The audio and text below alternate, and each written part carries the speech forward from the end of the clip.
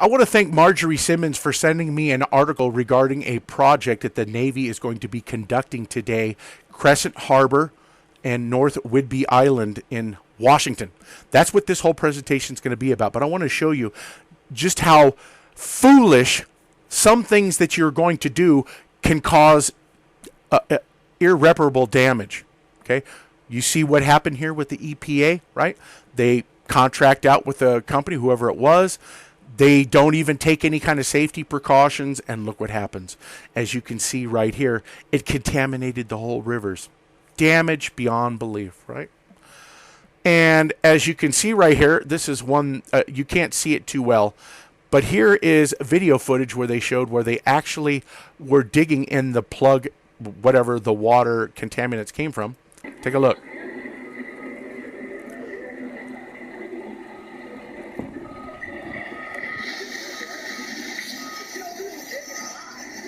Now, you notice this bulldozer right here with the front loader right here?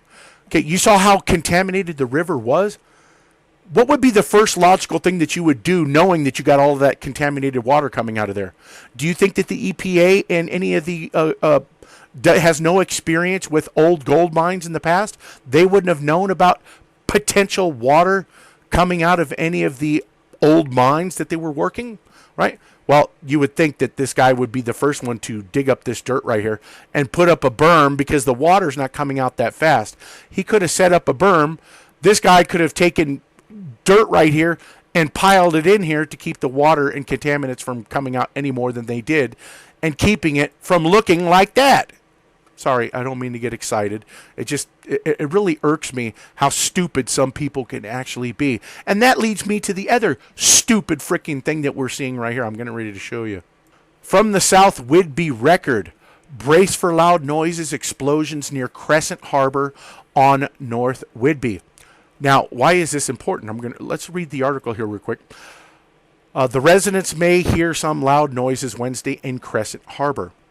The Navy's Explosive Ordnance Detachment Northwest plans to conduct explosive demolition in the water from 10 a.m. to 2 p.m. Their work is expected to cause water plumes and small ground vibrations. Okay, so what does that tell us? That tells us that the ordnances that they're going to be exploding in the water are going to be strong enough to cause vibrations leading all the way to the ground where you're standing on.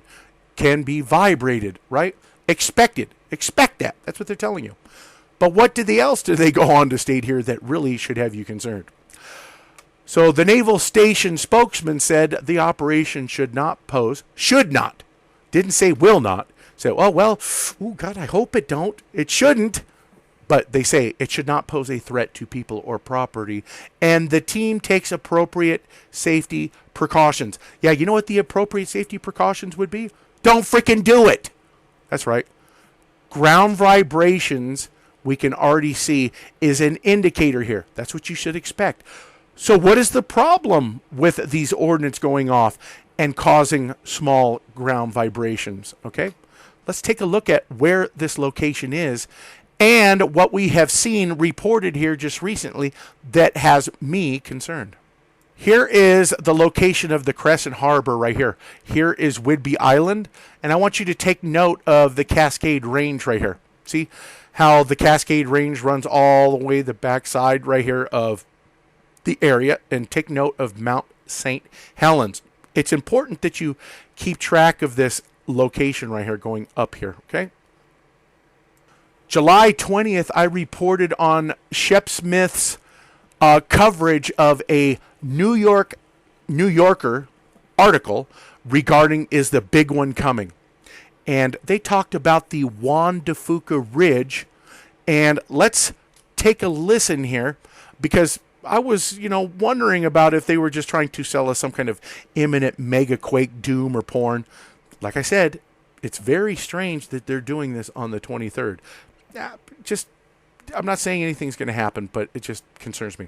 Let's take a listen to what Shep Smith says. The coast of the Pacific Northwest from the top of Washington State all the way down to northern California. This is it. Sits on the North American tectonic shelf, right? Plate, I should say.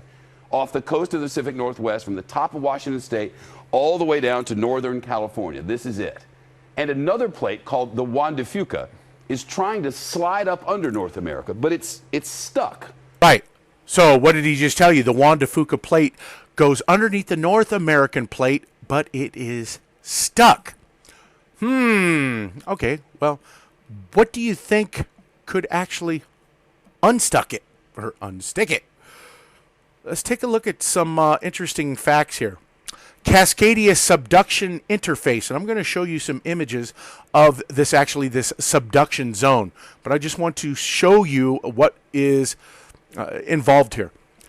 The most threatening earthquakes in Cascadia are those associated with the Cascadia subduction zone, which is the tectonic plate boundary between the subduction oceanic Juan de Fuca, the Gorda, and the Explorer plates, and the overriding continental North American plate.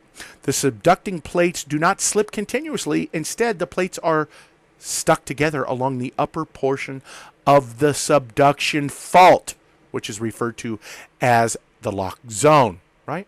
Okay. Here, as you can see, is the Juan de Fuca ridge. Here is the ocean water level right here. Underneath the water are two plates that they illustrate here. One is the Pacific plate that breaks from the ridge and goes this way.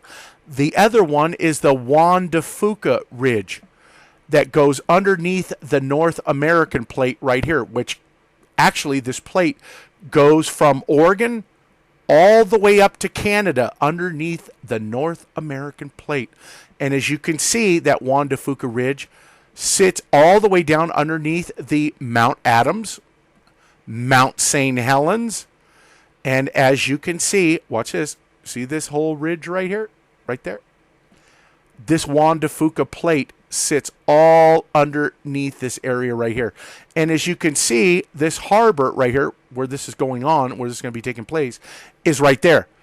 So if you are going to be exploding ordnance that can be felt on the continent, and you're doing it in the water, could those explosive ordnance cause vibrations to the North American plate and the Juan de Fuca plate that's right underneath here? Because look, this is the subduction zone right here. See it? That's a subduction zone. And would you want to be exploding ordnance right there to be causing any kind of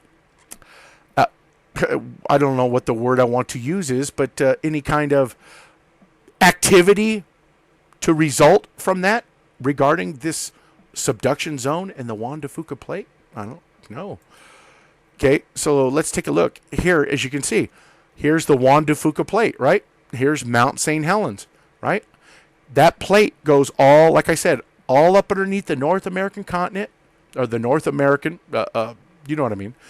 And look at that. It rests right up underneath the exact location. Look at it. Here's that plate. Here's the subduction zone. And this plate goes all up underneath here. All up underneath here. Do you think that it would be smart to explode ordnances that are going to be strong enough to be felt on land? Well, if they can be felt on land, folks, then I can guarantee you that they can be felt down at the bottom. It's just my opinion.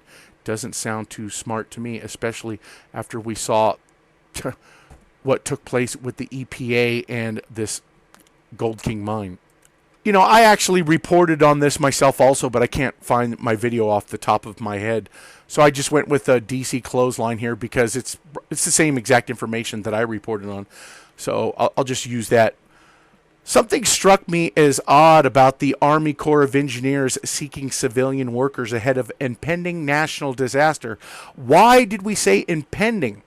Now remember, this was posted by them June 7th, but they were looking for civilian workers before that. Then all of a sudden, around July, they start talking about this Juan de Fuca plate in a big, huge earthquake that could... But it's not a matter of if, but when that earthquake was going to happen, right? So they were pretty adamant that it's going to happen, right? So Army calling for workers to respond to future disaster-stricken area of the U.S., right? And it wasn't a matter of, right, It's also important to note that the position may extend up to 4 years and that the employees will be required to respond to disaster-stricken areas of the U.S., right? So it wasn't a possible disaster-stricken areas. It was almost as if emphatically there is going to be some kind of disaster that is going to strike the U.S., right? Is there an impending disaster looming, such as the eruption of Yellowstone supervolcano? I don't know. This is their take on it. This is their opinion, and I'm just stating that it doesn't make any sense to me that you're calling for civilian workers and making it sound like there's going to be an impending national disaster. You have a Navy should know that you would not want to explode ordnances, especially over an area in the water that is now hinged on a couple of stuck plates. If it's only going to take a vibration, what kind of vibrations? If you have vibrations that are strong enough to actually shake solid ground, then remember, these plates underneath the water are made of solid ground. You're going to be vibrating them, right? Am I right or wrong? Am I wrong for even presenting this at all? I don't think so. I think it's something that should be concerning to everybody in that area. So I'll keep my eye on this. Remember, it's going to be going on from 10 to 2 o'clock, and I just want to state that I'm not saying that anything's going to happen, because I don't know exactly what depth that they're going to be exploding these ordnances. I don't know what strength these explosive ordnance are, or what are they, old 2,000-pound bombs? No, of course not. That's relatively new, right?